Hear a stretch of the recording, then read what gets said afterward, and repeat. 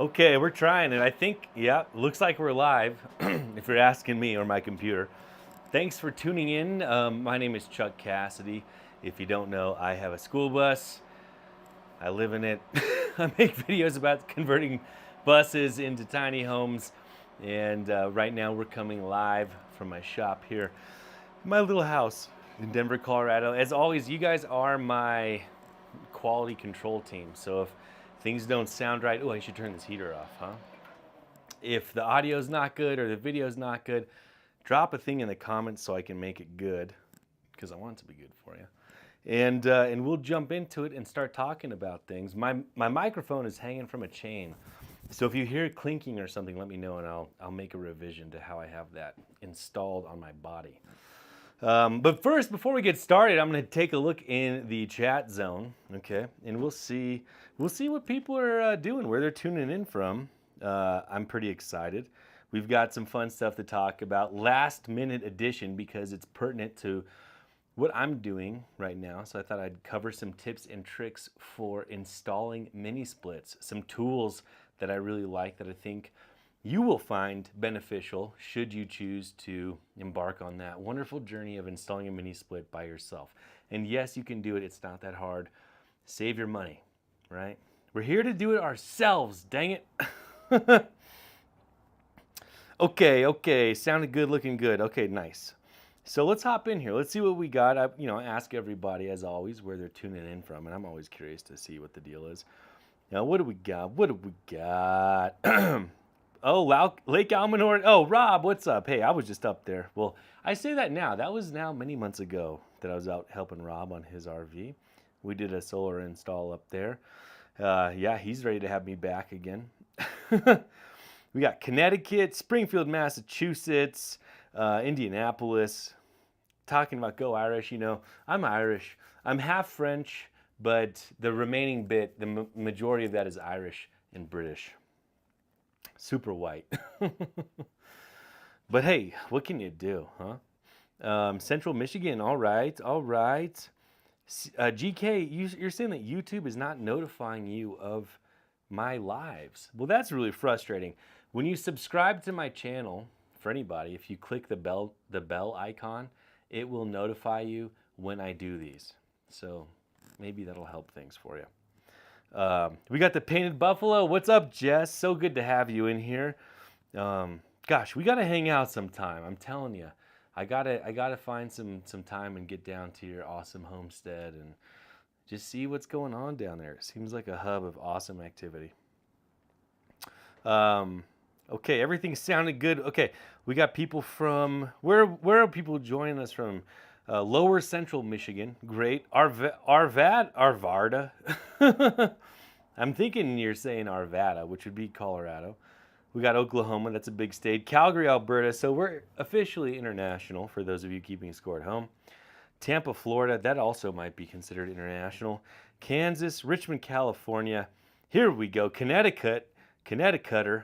Is that the correct? I don't know what's correct. Awesome. Well, this is great. I'm grateful for all of you who decided to tune in and spend a little time with us this evening. We're going to be here for the next hour.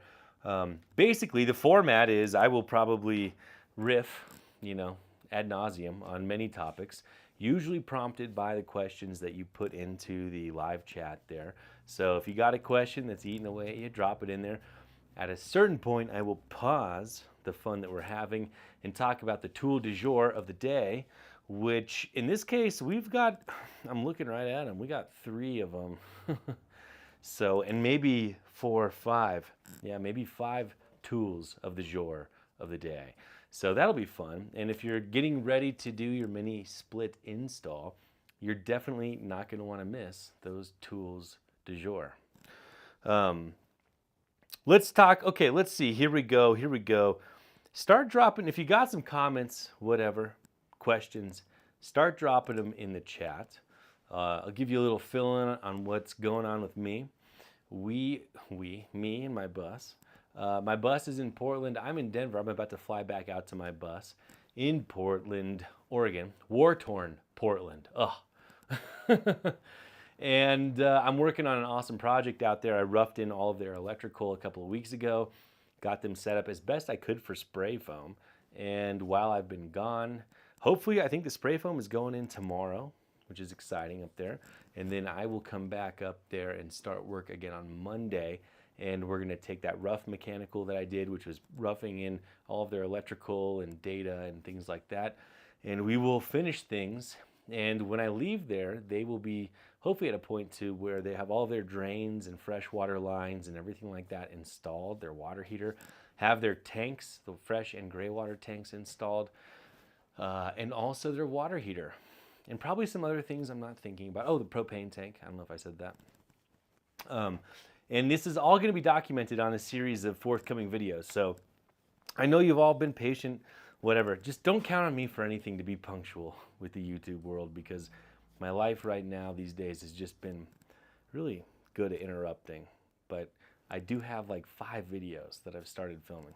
They're all going to be coming to you. And I'm excited to share this with you because some of it is a little bit more of like vlog style. And I think that might be cool for you to see kind of what a day in the life of me is like when I'm out there on the road, driving around in my bus, helping other people with their buses.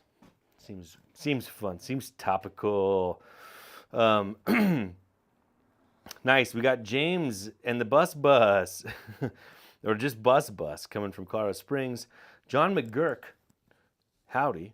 Glad you make it back to us. Why were you gone so long? Well, life got in the way. You know, I've been doing a lot of living.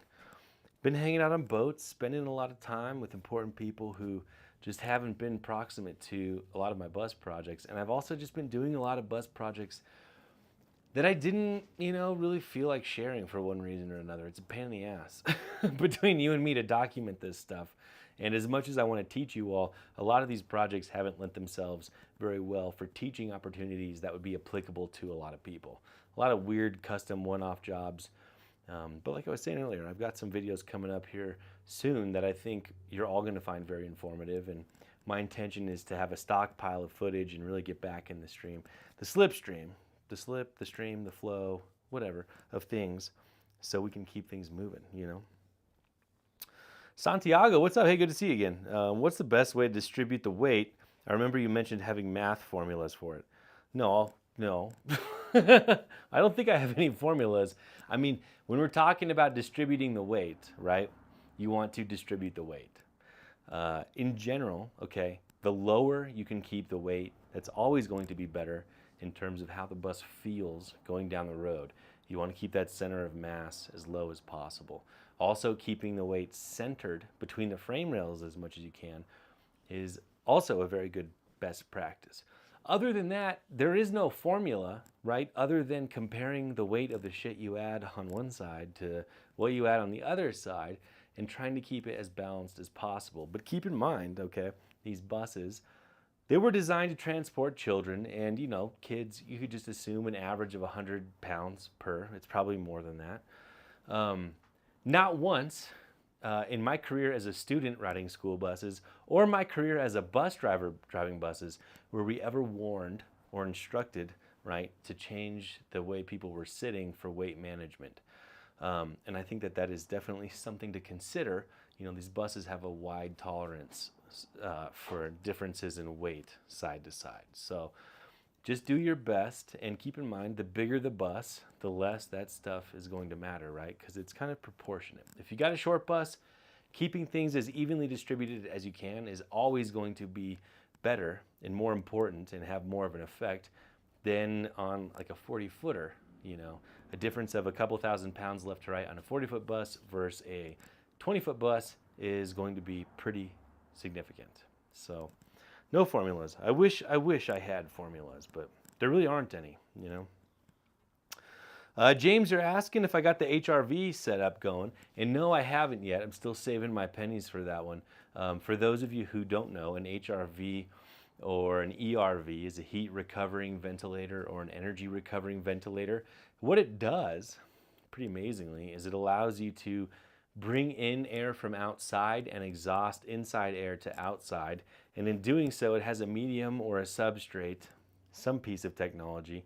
It's almost always passive, it doesn't require energy, to take the energy of, say, the warm air inside your bus, because we're in cold months.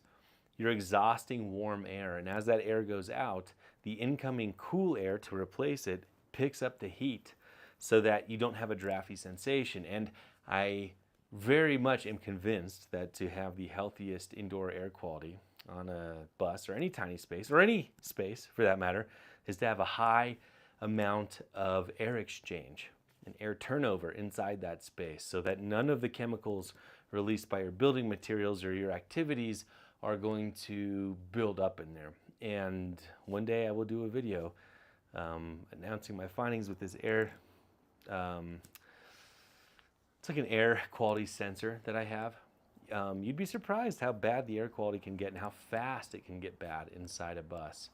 So I think that'll be cool. But long story short, no, I haven't gotten one set up in my bus yet. I just haven't had time or money. I've been spending my money on lots of other stuff. But it's high on the list, and I really want to do it.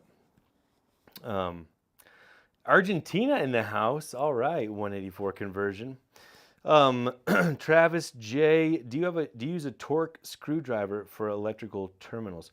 No, I don't. I have a quarter-inch drive torque wrench that I use for pretty much all of my electrical terminals. I don't have a torque screwdriver.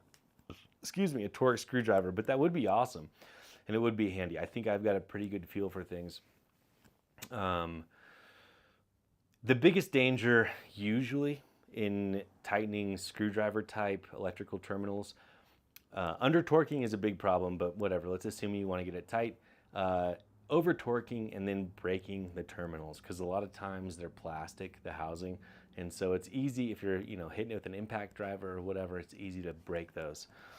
But in general, I get by just fine with my little quarter-inch torque wrench that I can put screwdriver bits in. Nice, Rob. You're putting a mini split in the shop. That's a good call. Let's see. Pretty sure you've tapped a lot of diesel tanks. That's right. Wondering if a 2012 LGH Duramax has auxiliary ports on sender for the heater install. We'll just go look at it because I don't know. Yeah, you got to look at it, GK. Sorry. I don't have it all encyclopedically available in my head to recall that, but usually it should be pretty simple to look at the top of the tank and see what ports are available, assuming you left yourself access to the top of the tank, right? Yeah, all those frogs up in Portland. Appa on air, where is the best place to get windows? And that's a good question. It depends on the type of windows you're looking for. The cheapest place, if you're willing to be resourceful and really pay attention to what you're buying, the cheapest place is going to be eBay, no doubt, because you can buy stuff that's there on overstock or whatever. That's a great place to buy windows if you're going RV windows. I'm assuming that's what you meant. If you want bus windows, the best place, honestly, man, that's a tough one. I don't know. I would call some scrap yards and see if you can figure out where the scrap buses are going to and seeing if you can get the windows there. Otherwise, eBay is going to be the cheapest, but you have to be discerning. You have to know about, what you're buying, making sure it comes with all the pieces you need, and it is the window that will operate in the style that you want, which can be tricky. Otherwise, on my own bus, I used Lippert brand windows, but I will also say, and they're good. They're about as good as it gets, that brand for RV windows, which is saying something, but it's not saying a whole lot. I'm happy with them though. They don't leak or anything. There's no problems like that. So the next I would say would be probably Peninsula Glass. I mean, they do amazing custom windows. You can get any window you can imagine from them, but you're really going to pay for it. So, and we're talking like Lippert, a new factory window from Lippert that was, say, roughly 4 foot by 2 foot. That's going to be like $500 or so last time I checked. And from Peninsula Glass, you might be paying $800, so it's a bit more expensive, and it adds up because on a big bus, you might have 12 windows, or more. So we got people. Hey, Brad, what's up? How you doing? Good to see you there, crowning around. Very cool, very cool, very cool.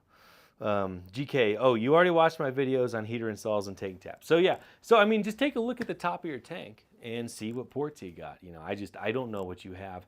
And it's tricky too because not all those ports, you know, they need to be connected to some type of pickup tube, right, that goes down near the bottom of the tank to suck like the fuel up like a straw. You know, some of those are designed to be returns. You know, they don't have a pickup tube or vents, so definitely be discerning. Hank Earring, yeah, curious of your opinion of replacing all factory front heat and defrost on an all-American rear engine with a diesel heater ducted into the factory air path. I've answered this question many times, and I think it's a bad idea.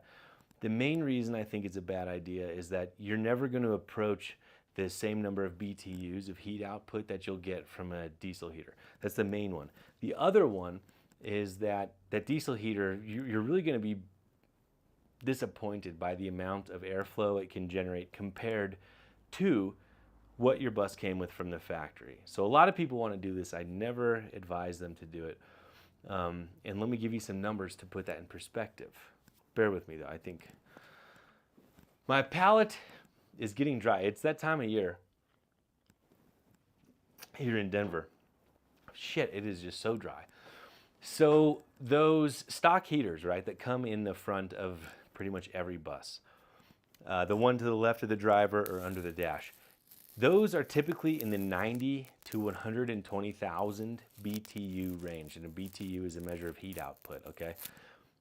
Like huge numbers of heat output. And that's really what you want if you find yourself in a position where you need to defrost the windshield because it's very cold out and you're getting condensation or worse, you know, condensation on the inside or worse, ice on the outside. Huge problem, right, for visibility. A 5 kilowatt diesel heater, you know, operating on high is only going to be able to produce around, I think it's 17,000 BTU, maybe 18,000. It's 3.1 BTU per watt. Okay, is the conversion. So 3.41 BTU per watt times, you know, 5,000. What does that give us? Right, 18,000 or something like that. So 18,000 compared to 90 to 120,000 for the stock setup. It's almost a whole order of magnitude, not quite, but it's a big difference. And that's really what it takes if you're driving in very cold climates and want to have defrost. And to me, that's something I want to be working for free, just based on the fact that the engine is running anytime I'm driving. And so, you know, using engine coolant for that, which is how those work, is a no-brainer. Now, it's a pain in the ass for sure. What I really recommend doing if you have a rear engine bus, and we did this on all the buses we converted, typically you have the engine in the back, right? And then it pumps hot antifreeze up through hoses inside the bus, all right, that power the heaters that are underneath the seats. So like on a 40-foot bus, you might have 2 under-seat heaters and the dash heater. And that's all powered by taking hot antifreeze from the engine that circulates through those heaters up to the dash and then back. And then you have blowers behind those heaters. Those heaters are essentially radiators, right? And you have electric fans that blow air over them, and that generates all of the heat, just like a heater core in your car, to keep the interior of the bus warm. I don't like running long lines of coolant inside my living space for a lot of reasons. A leak would be a huge bummer, being just one of many. So what I really recommend doing, and what we always did in our shop, is coming out of the engine, buying 2 new 50-foot lengths of 1-inch heater hose and running uninterrupted lengths of that hose underneath the bus, staying out of the living space up until you get to the cockpit area, and then coming up through the floor and connecting to the existing heater and defrost mechanisms that you have up there. That is the best way to handle that, in my opinion. Far cheaper than installing an extra diesel heater, if that's what you're going to do. But a lot of people do erroneously remove all that stuff in their excitement. And I think that's a mistake, because it means that when you go to drive the bus, there isn't going to ever be a replacement that can match the performance of what you had in there to begin with. So there's your 10-minute answer to that question. Good luck with everything. What else do we got? People are coming in. This is fun. Do, do, do. Yeah, just dumping hot air into that chamber from a diesel instead of RE. Yeah, Hank, I don't like it. Jeff, what are you saying? If you keep your respirator in a sealed plastic bag, the charcoal cartridges will last longer. Otherwise, they continue to filter the ambient air. I see it in the background. And you're totally right, except this, unfortunately, is not a typical charcoal canister. But you're right, I usually keep my good charcoal canisters if they're not open. Do I have any? I keep them in a Ziploc bag like this, or in a Tupperware container. But that's just a particulate filter. But you're right, and that's something for everyone to know. Those charcoal canisters, yeah, you want to keep them in a sealed container so you can get the most life from them, because they are expensive. So thanks, Jeff. There we go. Click style screwdrivers on Amazon for 25 bucks. Did you change your trailer hitch? If so, what did you replace with? Well, for those of you who don't know, I had an incident where I attempted to tow a trailer with my bus and it ripped the receiver hitch off of the frame of my bus.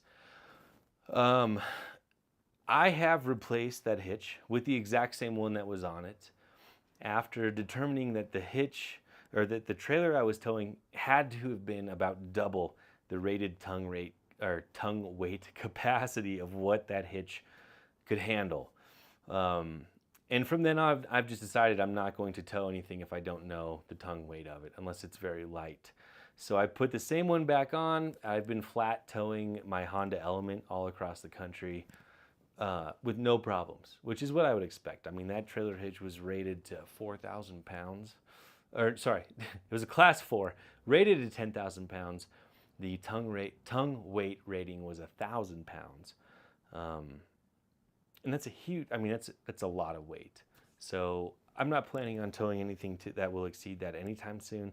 And, you know, if the time comes that I want something more beefy, I'll look into it. But it was just too easy to spend 200 bucks and get a new thing.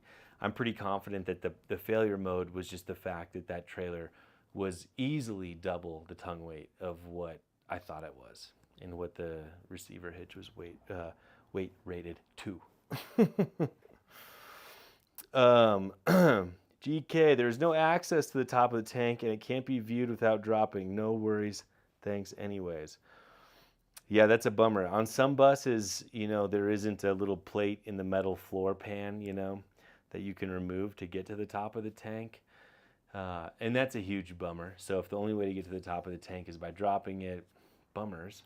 A lot of people, you know, they buy their bus and there is that access plate and they build right over it. And that's a big mistake, because then you can't get to the top of the tank. And again, you have to drop the tank to do anything to it. For the times when I've been tasked with installing a diesel-powered heater on a bus that I couldn't get into the top of the tank to tap it and have a pickup tube, I have just spliced off the fuel suction line that goes to the engine. It's a little bit dubious and daunting to do this, because that is a very important fuel line for the health and safety and well-being of your bus. But that's sometimes the only way to go, unless you really want to spend a ton of time, you know, dropping the tank and doing all that stuff. So it definitely can be done. If you're going to do that, though, it's really worthwhile putting a check valve in there so that your engine can't try to suck fuel out of the diesel heater. That will be problematic. And to make sure that you're not doing it on a pressurized part of the fuel system. If you're downstream of the pump, you know, if the pump's in the tank, sending pressure down and you tee off this pressurized line, that will ruin your diesel heater too. So something to look into. We got Peace Journey here. Deborah Jones, what's up? This place has Lippert windows and you can contact them direct. That's good. Deleted. Hey Chuck, been missing you. How have you been doing personally lately? Anything cool going on? Personally, you know, I'm doing pretty good, gotta say. I've been just here at my house in Denver for the last week or so, doing things here. Gonna leave, then come back, then leave, as I've been doing. But yeah, no real complaints, honestly. There's always a little bit of bullshit in this life, but nothing that's really slowing me down, and I'm grateful for that. So I'm just trying to hang on, you know. I hope things are going well for you. Thelma Newman. Hey, Chuck, in a bit of a pickle. Oh no. Suddenly bus not starting. I assumed I blew a fuse as I grounded a lithium iron phosphate battery to the metal of the bus. No visible blown fuse. Could it be a relay or an interlock? Well, that's an interesting one.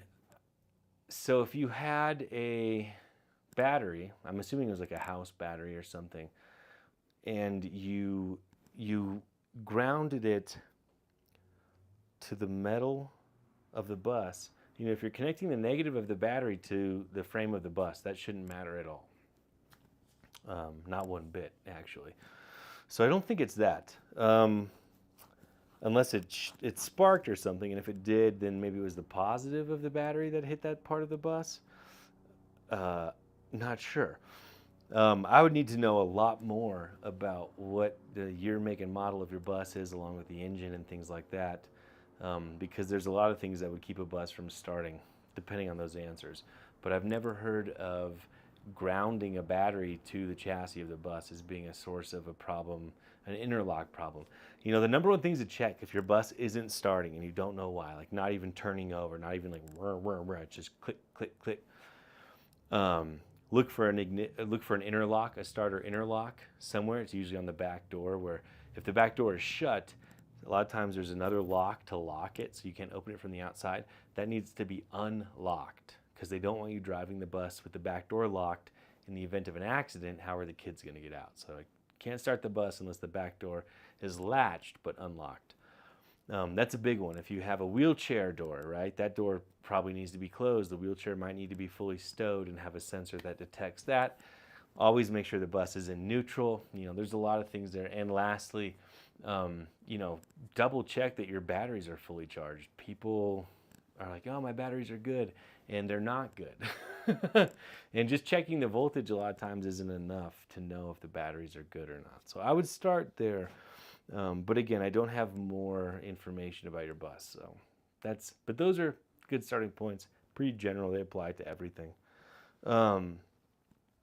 Santiago, what's up? Good to see you too. This guy, Santiago, bought 6 450-watt solar panels for $145 each. Nice. That's great, Santiago. Yeah, I mean, right now, new, you can get 450-watt panels for around $200, which I think that's very cheap. But, to get another, $55 off of them is awesome. James Seidel, hey, thank you for the $15 super chat. Looks like you just got your diesel heater installed, and not a moment too soon. I don't know where you're at, but man,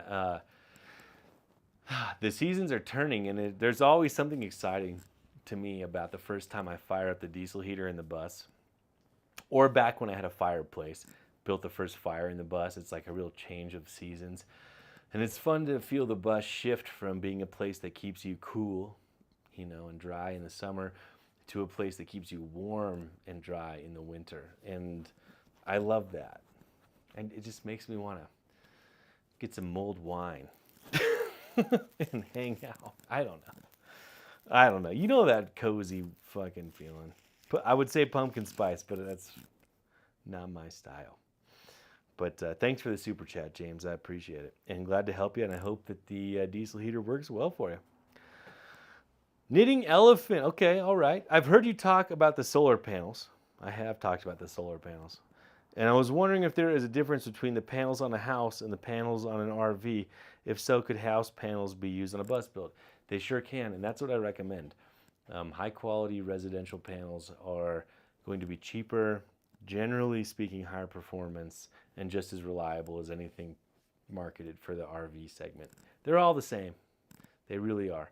And I've been using residential style panels on bus builds, including my own, since 2014, and they work great. So definitely do it. All right, JK Games. Yeah, hey, thanks for making it to the live tonight. Glad that worked out. Jeff Bethel, 1,000% more reliable too. Not sure what you're talking about, but hey, I'll probably get behind it. Deborah Jones, hey, Deborah, I really appreciate that. I appreciate all of your activity on the channel here, and yeah, that's definitely going to pay for dinner. And it'll probably pay for this Dos Equis that I'm trying to drink, but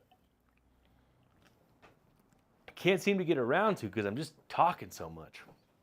But that's good. That's what we're here for, right? Patriot Flames, hey, thanks for this info. Trying to decide whether or not to eliminate the stock blowers on my bus right now. I think you mean right now, yeah. Blowers, I think you're meaning heater and defrost. Don't do it. Definitely at least keep your defrost. Keep that. That's my recommendation. Per the rant from a few minutes ago. We got Maple Valley, Washington. Beautiful down there. Heck yeah. Logan Gugliuzza. Logan Gugliuzza.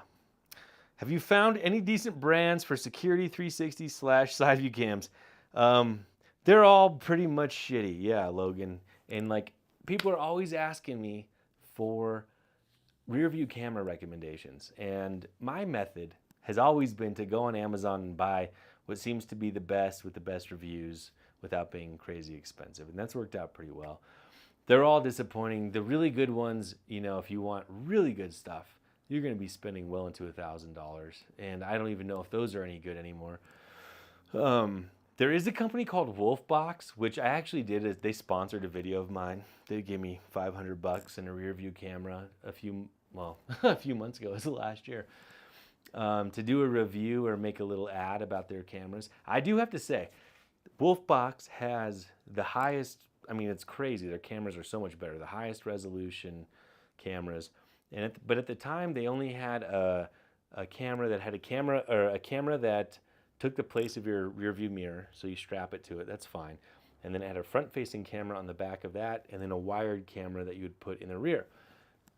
And that's cool, but the problem for me is that on the back of my bus, I want to have 2 cameras. I like to have a camera pointing down at my trailer hitch so I can see what's going on there because I've had some trailer towing trauma, TTT. And I also like to have another camera pointed out kind of more on the horizon behind me so I can see traffic coming up. I should also mention, the camera pointed straight down is very good for backing up in tight spaces because I can see my entire bumper. So if I'm backing up, I want to know, how many inches I have till I hit the car. So that kind of ruled the Wolfbox out for me because they didn't have enough cameras available on their system.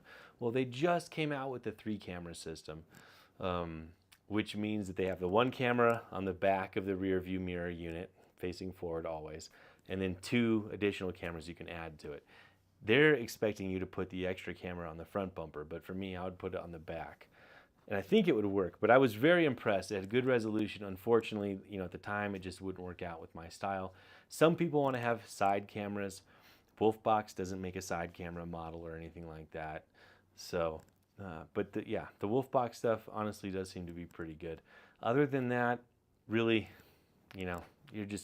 I'm kind of shooting in the dark on those 2 myself. So you're not alone. I do know too, there are bird's eye cameras. Those are very cool. I did help install one on a short bus, and it seemed to work pretty darn well. But, you have to set up a bunch of cameras. I think that system, it was either 4, maybe it was 6 cameras. But those are pretty impressive, I will say. But I don't have a brand recommendation, unfortunately. Oh, well. Here we go. Thanks, Chuck. You're an amazing asset to the community. Yeah, you're welcome. I'm trying. Nice. Your all-American rear-engine bus will never be the same location as a freezing temps. So hopefully decreased capacity is kosher because already installed. Well, hey, that's good for you. And, that brings up an interesting point because there is this line between we do this project because we want to build something for ourselves and for our own unique use, right? Like that's the whole point of doing the schoolie. It's DIY, it's built for me in my unique situation. And so you can make it however you want it. And that's really cool. And I fully support, I can't support that enough. I really think you should do that. But in considering what is going to be best for you, I also encourage people to consider the day when they sell their bus, because almost all of you who have a bus will sell this bus at some point in time. And when that day comes, you will hope that that bus you have poured your blood, sweat, and tears and money into will appeal to the biggest number of people possible. And so considering resale value, I know as unfun and uncreative as that sounds, but considering the resale value of your bus as you make these decisions about what to do and how to do it and what things to buy, it's something to keep in mind, because a lot of times people will make a choice during the build process that saves them $500 to $1,000. But it happens at a point in time in the build where you're not going to really easily have a chance to change that system or thing or whatever unless you tear out a bunch of the build to get back to it. Something that's buried deep in the walls or in the systems or in the layout. And if that decision you make to save a few $100 is something, and I'm not picking on you, my friend, but if it's something that you did to save a few $100 and maybe better serve your purposes because you never planned on going somewhere cold or whatever, just keep in mind that that means your bus will not be appealing to someone like me or a lot of people who want to buy a bus, who want a bus that is going to be good in all 4 seasons. And even if you never plan on being in all 4 seasons, I would still never want a full time, I think, in a bus that wasn't at least somewhat prepared for cold weather. There's nothing worse than being caught in cold weather in an ill-prepared rig. Hopefully you can get out of there fast, So anyway, and I'm not picking on anyone. I'm just saying this is something to think about, because skimping on a few $100 here and there on these early phases of the build for steps that can't be redone later, careful with your calculus as how you decide what's worthwhile or not, because things like what you're talking about, the defrost or maybe different insulation things or resealing windows or deleting windows, these are all relatively, in the grand scheme, inexpensive, small budget items that have a profound impact on how your bus is valued and how broad of a market your bus is valuable to when the day comes that you sell it. And maybe you won't sell your bus, but I think you probably will, So just something to think about. Here we go. Thelma Newman, our bus didn't have an access panel either. Luckily, our floor plan was rusted beyond repair, so you had to, hey, that's one way to get an access panel, right? Is cut out the whole floor. Johnny Lightning, thanks for hanging out. Hey, anyone's welcome to come hang, right? You don't have to ask a question. You can just sit here and listen to me blabble, blabble, blabble. Project Farm tested a bunch of doorbell cameras. Oh, yeah. Project Farm does great videos. I just can't stand that guy's voice. He's like, yeah. It just seems like he's always yelling. So I have to watch it with it muted. But I still watch his stuff all the time, or I'll just fast forward to the conclusion, which is too bad. It's just like a very personal thing. I can't. Something about his voice. But man, good. That's a good channel with good product testing. And he's always testing stuff that I want to know. So anyway. What is the vandal lock? Well, the vandal lock could be any number of things. The most simple form of the vandal lock is really just the door lock that you would find on the rear door of a school bus. So it's a way to lock the door from the inside so people can't get in. I think that there are many variations of the vandal lock, though, that went on to include more than just sensors at the rear door. I don't have a ton of personal experience with them because in Colorado, there really weren't many vandal locks at all that I came across. And when I did, even when I ran the bus company, moving people around, ran that bus company, the buses that we would get from out of state, those would be the ones that had the vandal lock. But I don't have a ton of experience there with them, sorry. But there are school bus mechanics forums, go figure, you can get into, and I bet they would probably have some good information for you on those. Crowning around, what's up? Old School Builds is hoping and should be a Lippert dealer. There you go. Starting next week. So that's good if you're looking for some windows. And that's my buddy Brad. Very reputable. Totally trust him. So if you're trying to get some Lippert windows, They can make pretty much any size and any style. And if you go through a dealer like Brad, they'll be able to get you those custom styles and get trim rings for different wall thicknesses, which is cool. Because if you're spending a lot of money on windows, getting new custom windows, you want them to be exactly what you want. So definitely hit up Brad. Oldschoolbuilds.com. Crowning around here. Here we go. Glitter Fart, hi. Hey, I think we're coming up on the tool du jour time. Glitter Fart, what are you doing? He's just reading some scripted thing. Has he said a single word to anyone actually in the chat? This is a fake live. Pretty fucking amazing, Glitter Fart. Living up to your name.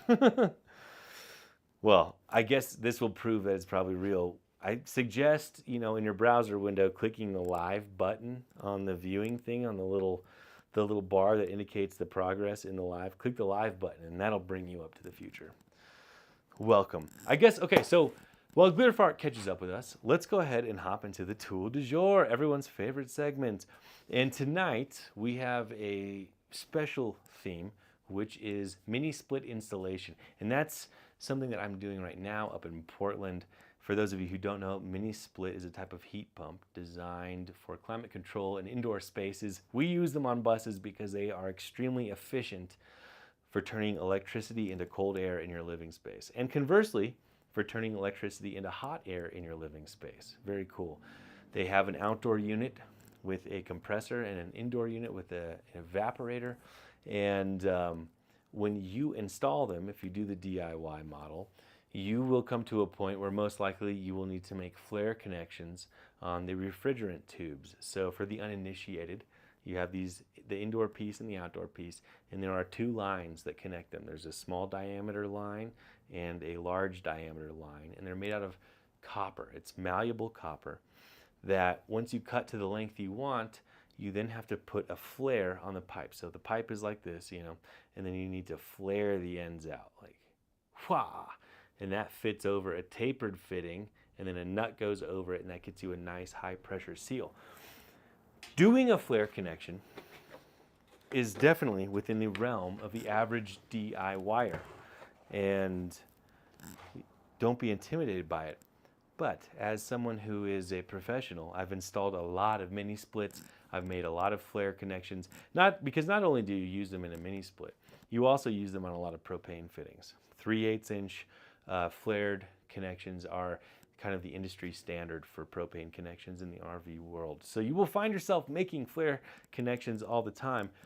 And much to my chagrin, despite my best preparation and the cleanest cut and the nicest deburring, when I make those flares, I've had some that just don't turn out right. And that's annoying because the only way to fix that is to cut the end off and do another one. Well, if you only have so much copper coming out of the wall, you can't do that a bunch of times, So instead of using, generic flaring tools, I splurged and spent, at the time I think this was $40. I think it's come down a bit because I've got a link here in the description to this product. But I got a different type of flaring tool. So what is most often the problem?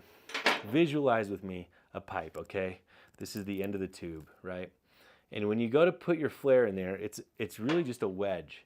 Do you see how that is pointed in the middle? And as you tighten the clamp, let's say it's like this, and the pipe is coming up here. And as I tighten that clamp down, it forces that wedge into the pipe, and the pipe flares out. Well, if you have any burr or anything on that pipe, it gets caught by the wedge and kind of folds over, and then you get a deformed or ugly flare. And it's always a bummer when that happens, and I swear sometimes it happens despite me really doing the most I can to prep that nicely. I spent the money, which wasn't a lot more, and I got this off of Amazon. And the big difference here, typically that cone there, it just goes straight down into the pipe, and the pipe spreads out. This one, if you look brilliantly, see how it kind of goes around like that? Well, because it moves around like that, it works the copper in such a way that you don't end up being as susceptible to having those, any imperfections or whatever cause you to get a defective flare. And 100% of the flares I've done with this, and that's about 12, so not a lot, but 100% of the ones I've attempted have turned out, and turned out really nicely. And so I'm very appreciative of that tool. And there's a link to it in the video description if you want to buy it. It's still very affordable. It even comes with a pipe cutter, you know, the whole shebang. So that tool is very cool. Another tool that I like when you are doing the installs is this guy. Do I have a battery in here? Oh, I do. Look at that.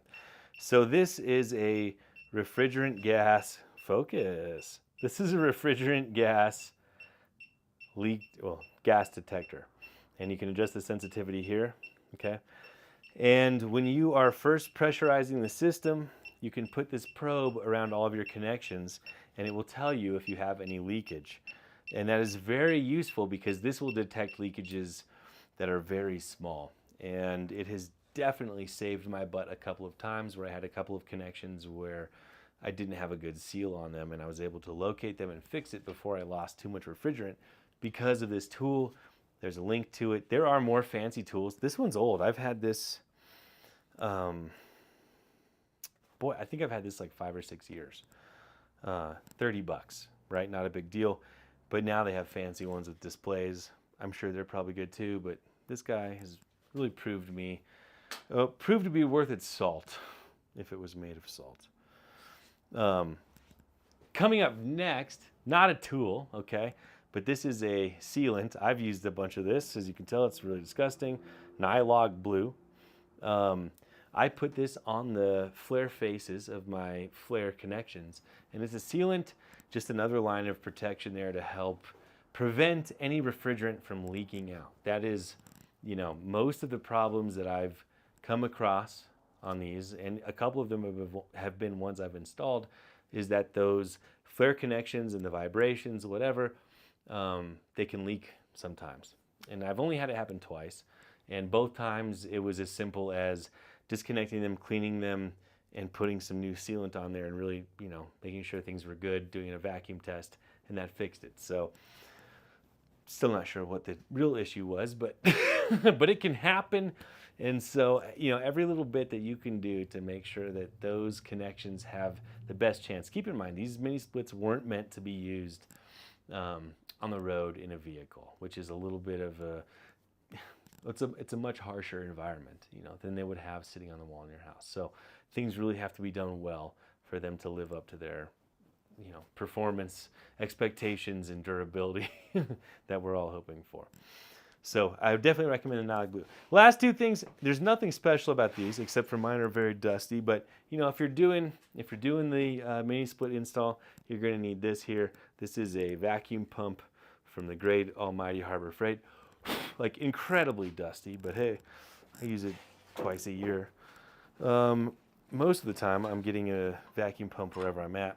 And then the other thing which I do travel with all the time is a set of gauges for looking at the pressures inside the mini split. And to be honest, if all you're doing is installing a DIY mini split, you really only need this gauge, and you really only need the vacuum side of things, which is just this green section here. But that's useful because when you first install the system and hook everything up, you will hook it to your vacuum pump and evacuate the air from the lines, and then you will shut off the vacuum pump and let it sit for a while and make sure that it holds the vacuum, that it doesn't let any air in. And you do that with this gauge. You can also use this gauge for troubleshooting and other things once the unit is up and running, but generally that's really not necessary. Once it's up and running, you're probably good to go. The last little bit, if you are doing a mini split install, most mini splits annoyingly require this small adapter like this. And be careful, all of these have like O-rings and doodads you don't want to lose. But this is an adapter, and I know Pioneer sells them, they sell them on Amazon, to go from the connection that you have on your mini split, which is not a standard automotive size, down to something that will connect into your beloved vacuum gauge set. I like the zoom in there. I'm not in control of the zoom in. So anyway, if you are thinking about doing a mini split install, those are the specialty tools and supplies that you'll definitely need. I don't think you'll need much else beyond that. So I hope that's helpful. Let's dive in here. We'll get back into the comment sections. Oh, nice. We've got some people deleting things. That's good. So anyway, so what do we got here? We got Patriot Flames. There we go. You're out of here, Glitter. Oh, thank you, Crown and Around, for moderating. Anyways, Patriot Flames. What do we got here? It seems like you were talking about something, and I might have missed it. I guess I don't see it, but oh well. Here we go. Yeah, we're getting there.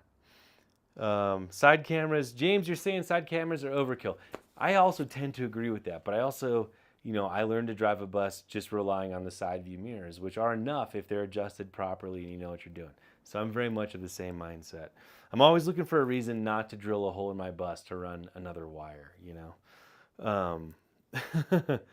Patience is a virtue, yeah. Here we go. Yeah, Infinity Bus. Hey. Oh, JK. Hey, happy trails in trailer hitching. Thank you for the super chat, JK. $5. And, that is nothing, but it's something. And I appreciate that. Every little bit that folks want to contribute definitely helps make this something that I can afford to keep doing and sharing this information. And I am excited about videos that we got coming up. So, yeah, might feel like nothing to you, but it's definitely something to me. Here we go. We got some other stuff coming up. Yeah, it looks like people have been just deleting messages. It's pretty funny. Oh, lots of people with rusty floor pans. You gotta watch out for those rusty floor pans. They'll get the better of you, and they're a pain in the butt to fix. Oh man. Okay, so here we're into it. Deleted. What are your thoughts on a 5.9 Cummins 53 block? Still runs decent, but has leaks and blow by. Is it worth trying to rebuild the engine or simply find another 5.9? Well, the 53 block, from my understanding, and I could be very wrong, I thought that had casting problems that would lead to cracks, unless I'm misremembering it. If you've got a lot of blow by or whatever, and have leaks, that's just the fact that your engine's worn out. It sounds like you maybe don't have a bad block, other than the fact that it's worn out, and because it's a 5.9, you have to remove the block and rebore it if you want to rebuild that engine. So if it were me, I would probably, the cheapest thing, you can rebuild that motor, that's amazing, but that's probably the most expensive way to go. The cheapest way would be to find a good, verifiably good running engine, same engine as yours, and just do a motor swap. That's definitely going to be the cheapest way to go. It might not sound like it now, but it is. Take my advice for it. Crowning around, glitter fart was funny. Yeah, I'm not sure what that was all about. Holy moly. Here we go. Yeah, we're timed out here on the glitter farts. Santiago's wife again, we're rusted out behind the rear wheels. Would you treat the underside with rust converter, undercoating, or both? In general, I'm not a big fan of the undercoating, especially the rubberized ones, because they will work good for a while, but when they start to break down, they will then just start trapping water against the metal. And this is a big problem with anything that's supposed to be a waterproofing agent. Polyurethane wood finishes, for example, and rubberized undercoatings. They hold the water at bay until they let the water in, and once it's in, they keep the water from drying out. And in the case of metal and wood, that can be a big problem because that's when the damage really happens. Metal can get wet and dry out, and that's one thing, but when you have that moisture retained against the metal for extended periods of time, that's when you can really get into problems with rust. So I don't really like the rubberized undercoatings. I think having a good durable paint finish, to me, seems like the best way to go, but the technology is always evolving. There might be a product out there I don't know that does all of these things. But at least for my own bus and for what I recommend to people, that is definitely where I'm at. And I hate rust. I really do. Chuck, would a double flare work, and would it solve the leak issue? I don't know. I've not, the hardware that you use for that, I don't think is compatible with the double flare fitting. I know what you're talking about, but I don't think, I don't know. Try it. Report back. I've never heard of it. I've never even really looked into it. Other than knowing that, with flared stuff, you don't have room for, making your own solution to a problem. You kind of got to stick to what people got.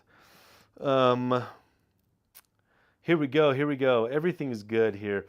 I think I'm going to be logging off here pretty soon because we're coming up on an hour, and this has been good. But let's see what else we got. Do we still have a shop? Well, I got this, and I'm driving around and doing work for people at their buses. That's really what I'm doing now because I don't have, obviously a big enough shop to put a bus inside of. An important part is you took the step. I'm not sure what we're talking about. Here we go. JK, I got a mini split with direct solar in DC 120. I hope it wasn't a mistake. Should have made the call. Yeah, no. Unfortunately, I think that was a mistake. Because if I understand you right, and I will try to summarize for those of you watching at home, there are mini splits out there, like we were talking about earlier, that can do air conditioning and heating, that are designed to, instead of being connected to typical residential AC electric power, they're actually designed to have solar panels connected directly to them, which on the surface seems cool because typically you would have to have solar panels go into a charge controller and then a battery bank and then an inverter to power your AC mini split. The problem with this is that on the roof of a bus, we can only fit so many panels. And while in the summertime, for example, it's nice to have some of those panels just go straight to the mini split, in the wintertime, you can't use those panels at all because you don't need air conditioning and they're only connected to the mini split. So during the winter, you will be not using all those panels at all. And even during the summer, if you want to run your mini split at night, it's still going to have to run off of AC power.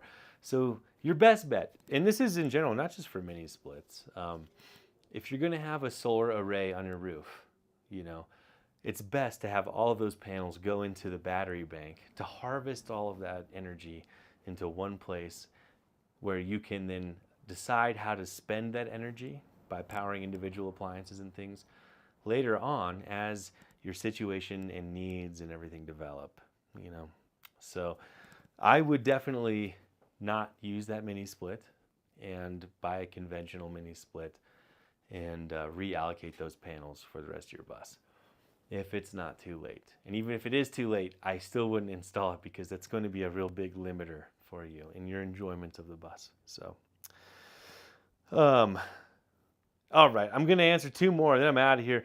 Jeff Breck, thank you so much for the super chat.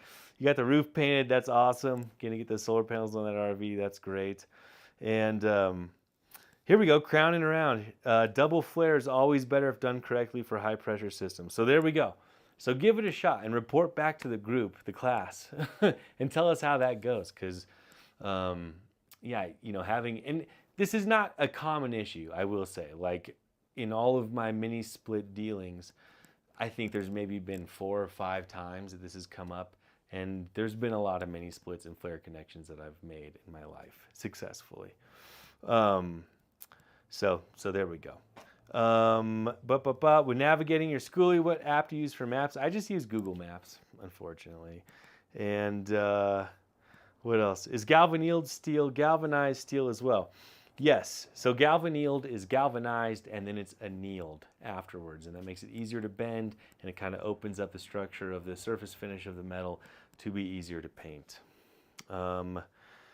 Let's see. Is it necessary to paint the fresh edges? Well, you should when you make a cut. It's always good practice. And what do we got? I don't know. I think we're going to get out here. It's looking good. It's looking good. The rest of you, may you all have an excellent evening and a great weekend. You worked hard and you deserve it. Just got to get through tomorrow.